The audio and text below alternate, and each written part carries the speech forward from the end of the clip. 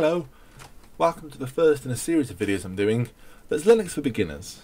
Now, I'm not going to tell you how to install Linux or how to set it up. I'm just going to show you what to do when you've got it installed. There are loads of really great videos showing you how to install a distro, and there are loads of even more brilliant videos showing you how to choose and select a distro. So all I'm going to do is I'm going to give you some basic information so you know where to start, and then I'm going to go on to some things you can do with your distro once it's installed. The first question is, what's a distro? Distro is short for distribution. Linux, unlike Windows, is available in many flavours. Companies and organisations and people band together all the software you need for a full Linux install, a full Linux operating system, and they call it a distro. There are loads of them. I mean, there are absolutely countless. In fact, I definitely couldn't list them all, no matter how hard I tried. So, this website, DistroWatch, does a great job of cataloguing them. DistroWatch has been around, well, as long as I can remember, and I've been a Linux hobbyist for a lot of years before finally switching full-time last year. Now, all these different distros are quite confusing for beginners. You think, how do I select it? And then you recognise the odd name, and you see things that you've seen before, and you see things people have told you about, and you think, hey, how do I pick one? Well, the best way of picking one, in my opinion, and this is very subjective, and there are lots of people who tell you different, is to go down and look on here where it says page hit ranking. Now, the page hit ranking gives you an idea of how many people have clicked on different distros, so it shows you which the popular ones are. That's a great way to choose a distro. Anything in the top 10, well, in fact, anything in the top 20 should be absolutely fine for you. I can't see a reason why not. But most people will settle on either Ubuntu or Mint. Ubuntu is made by a company called Canonical, and if memory serves, Ubuntu means life or humanity or something in a Zulu language. I could be wrong there, so feel free to correct me. Ubuntu is a distro that's been around for a while. It's based on another distro called Debian, which is an old distro. It's still relevant, but it's just been around for a long time. It looks like this straight out the box, and it's very good. It works out the box, everything's set up, and everything's configured in a way that makes sense. There are a lot of people that will tell you that you shouldn't use Ubuntu for various political reasons. The issue is that Ubuntu are always going off in their own way. They're making their own unique desktop interface, and they're not really giving back to the community how they should, and they're making their own display managers. But for a beginner, you shouldn't concern yourself with any of this. Find something you like and run it. Ubuntu has this sidebar here in its default interface. The default interface is called Unity. This interface is an application launcher on the left, a lot like the one in GNOME, and an information bar across the top, a lot like GNOME, which is another desktop environment I'm quite fond of. So, why should you use Ubuntu? Well, it's the largest distro as far as I know, by quite a way if memory serves. It's available in a few different flavours, it's very reliable, and because it's so popular, there's loads of support available. If you want to get into the numbers, DistroWatch has all this information on it that you probably won't be interested in. Have a look at the picture, read the description, see what you think. If you like it, you can go directly to their website and have a look. Here we go, www.ubuntu.com, and then click on desktop up here, and you'll get a good idea what to do from there. Get an Ubuntu. Shows you the preview of what you're going to get, and it tells you a little bit more about it. It's definitely worth trying Ubuntu. Personally, I think it's an excellent place to start for almost everyone who's going to be interested in Linux. Even if they only keep it short term, there's nothing wrong with Ubuntu. It's solid, it gives you a great idea of how things work, and then you can move on later if you choose to. But lots of people stay in Ubuntu forever because there's really nothing wrong with this distribution. If you hit Get Ubuntu, it'll ask you to choose a flavour: 64-bit, 32-bit, and 64-bit Mac. Now, I don't know anything about Macs, so I'm not going to comment on that one. 32-bit is for machines with less than 2 GB of RAM. Well, that's not entirely true, but it is a good guideline. Most modern computers should be 64-bit, sorry, start again, 64-bit. Just hit download, and then you'll get this thing that says, help shape the future of Ubuntu, and you can donate some little bit of cash to help them keep things going. That's a great thing to do. If you have some spare change and you like Ubuntu and you find it settles with you, that's great. You should definitely do that. However, if it's the first time you're trying it, you probably don't want to hand $16 over to something you've never even tried, so you can always come back and do this later if you want. So not now, take me to the download. Okay, thank you for downloading Ubuntu Desktop. This will pop up now and you can download it. Obviously, I'm using Linux already, so if you're using Windows or even a different web browser, something different might happen. So just save it to your computer. When it's done, you can copy it over to a CD or DVD, or you can put it on a memory stick. There are various tutorials to do that. I don't see the point in duplicating work by going through that now. But turn your computer on with that CD or USB key in, select it from the boot device list, and you will get a live install.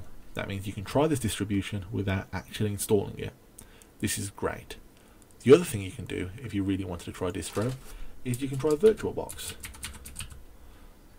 VirtualBox, there we go. Let's see if I can find it. There we are. VirtualBox is a virtual machine. It allows you to run a computer, a virtual computer, inside a window on your actual computer.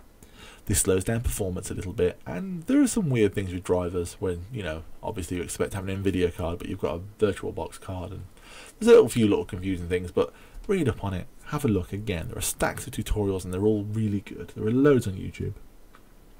VirtualBox is the same to install Linux as it is any other operating system. You just need to download the version that's right for you. Now, that's not as straightforward as it sounds, because if you hit the download window, it says VirtualBox binaries, and it says downloading, you agree to the terms and conditions and respective license. Well, that's fine. But when it says download, it says for Windows, for OS X, for Linux, and for Solaris. Now, when it says this, it says host at the end of every one. So if you're currently running Windows, download the one for Windows. If you're currently running OS X, download that one. But once you're in there, you can then choose to install Linux. A lot of things people do by mistake is they think, I want a VirtualBox of Linux, so I'll download VirtualBox for Linux. That's not how it works. You download VirtualBox as an application for the operating system you're on, and then that does the work of, you know, virtualizing another operating system. So once you've got VirtualBox installed, you can just run it. Everything should be great. You can pick new, follow the on-screen instructions, point it to that file you've just downloaded, the ISO of Ubuntu, or whatever distro you chose, and then just follow the on-screen instructions.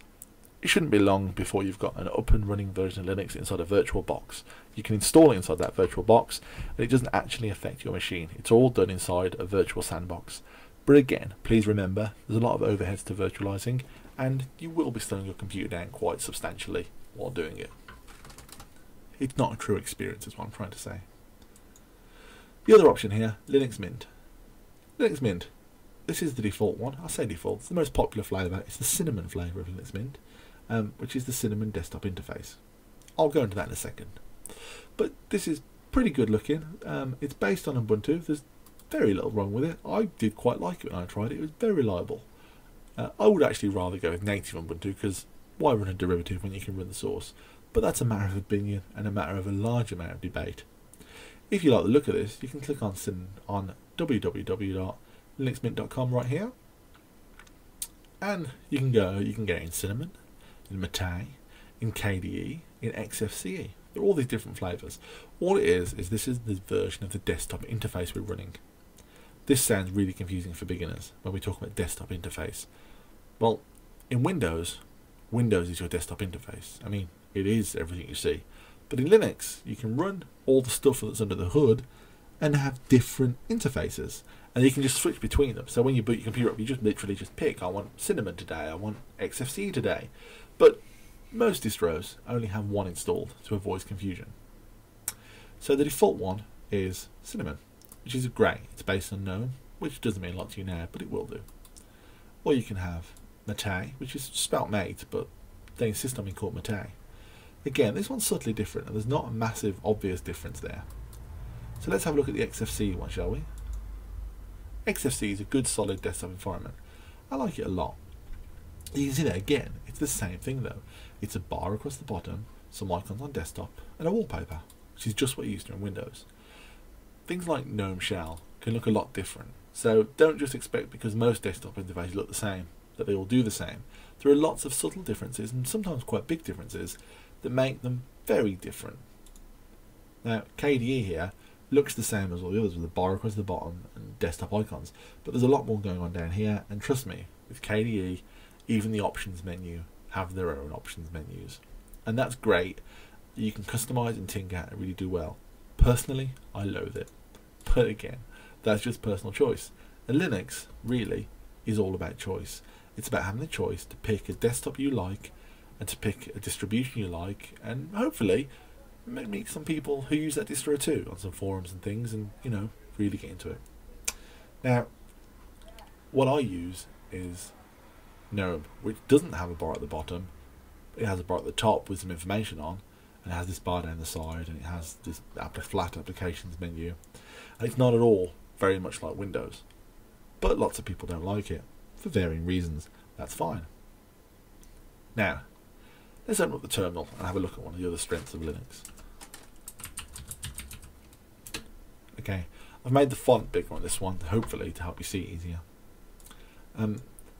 This is a terminal window, and this is hexdsl, which is my current login name, and libby, which is my computer's name. I call it Libby, an homage to the Liberator ship in Blake 7, but you probably won't remember that show. You can type ls to list everything in the directory, you can type clear to wipe the screen free, and you can type cd videos to go into the video directory, and just type cd and nothing else to go back to your home directory. You can navigate around here as easily as you can navigate with a graphical user interface. Terminal is where the real power of Linux lies. It's something you shouldn't be afraid of. It's something, if you have time, you should really have a look at, because the terminal allows you to do things a lot faster than you can do without it. Okay, I've explained to you what a distro is. I've explained to you the best ways to try a distro without going to any real depth. But again, these videos are really just meant to give you a taste of things and not meant to really explain absolutely everything. It's just an interesting thing for you to look at to get a good idea of what you're supposed to be doing. The other question I have a lot before you go is Linux viable? Is it a viable place to be? Is Linux somewhere I can go and I can use an operating system and be in the modern world and not be held back? Because there are all these horror stories of the neckbeards that run Linux and the people that do endless tinkering. I'm one of them. I'm a tinkerer. I like to mess with computers and I like to mess with different options. But Linux really is ready. You can use Linux. You can install it and download it, install it for free. Remember that, it's all free. And you can use pretty much anything you like. Instead of using Office from Microsoft, you'd use Office Libre or Google Docs or OpenOffice. Instead of using Photoshop, you could use the GIMP, which isn't quite as good, but it's an option and it's totally free. You don't have to pirate it or spend thousands of pounds on Adobe subscriptions. These things are free and they're there for you, and they're made by the community. You can look at the source code that makes the package. Ooh. And there's my system trying to log into my Hotmail account, my Gmail account. We'll just ignore that for now. Linux is a modern operating system. You can do anything you want in it, and more importantly, it's a free operating system. And when I say free, I'm not just talking about the price now. I'm talking about freedom. Linux allows people to be free. It allows you to do your computer, use your computer any way you like, do whatever you like with your computer, as long as you have the know-how. It won't do anything to stand in your way. Unlike Windows, where theming takes a custom download of a DLL file, and the limitations are that they come up with security keys. If you change some of your hardware, you'll have to phone them up and explain yourself before you can get a new CD key.